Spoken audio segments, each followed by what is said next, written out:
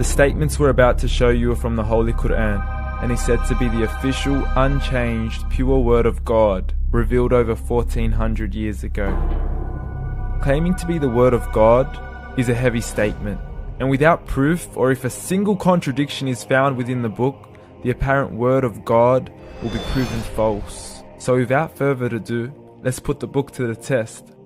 In the 23rd chapter, titled The Believers, from the 12th to the 14th verses, God is said to give a detailed description of how the human being is formed. It begins by saying, "We then placed him as a sperm drop in a place of settlement, firmly fixed. Then we made the drop into a alaqa." We will translate this word very soon. "And then we changed the alaqa into a lump. Then we made out of that lump into bones. And then we clothed the bones with flesh. Then we caused him to grow and come into being and attain the definitive human form."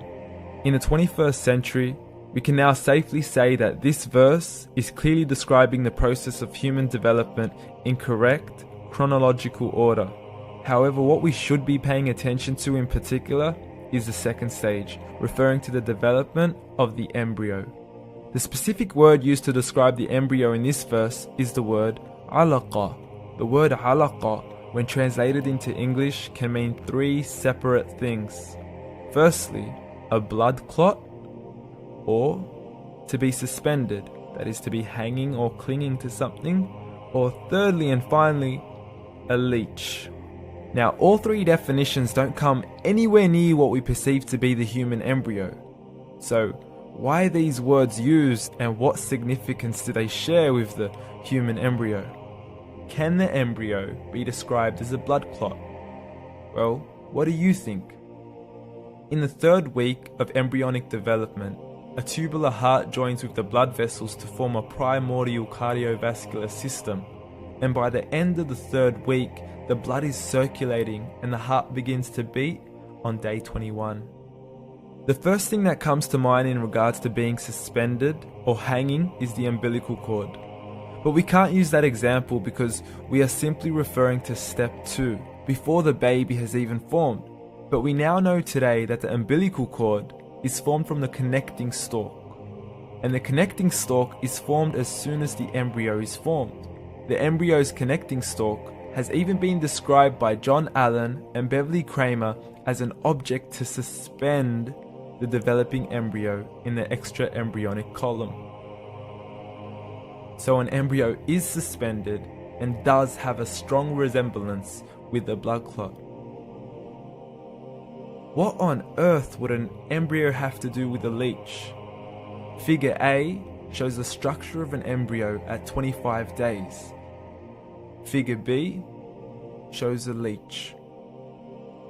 Now please note once again that the embryo in this stage is no greater than the size of a kernel of wheat. This is an X-ray of the embryo at 22 days. This is the internal structure of a leech. It's mind-blowing stuff, but you still haven't seen anything yet. This is the head of the embryo at 22 days. The detail you are seeing right now is absolutely impossible to be seen with the human eye and can only be seen with a microscope. This is the back end of a leech. There's no other words used to describe this other than mind-blowing. The pictures we have shown you are impossible to be seen with the human eye or even to be predicted by the human mind. Once again, the verses we have shown you were revealed over 1400 years ago to a man who couldn't read nor write. Are these the words of God? Descriptions of the human embryo in the Qur'an cannot be based on scientific knowledge in the 7th century. The only reasonable conclusion is that these descriptions were revealed to Muhammad from God, from God, from God, from God, from God, from God. وَلَقَدْ خَلَقْنَا الْإِنسَانَ مِنْ سُلَالَةٍ مِّنْ طِينٍ ثُمَّ جَعَلْنَاهُ نُطْفَةً فِي قَرَارٍ مَّكِينٍ ثُمَّ خلقنا النطفة علقة فخلقنا العلقة مضغة فخلقنا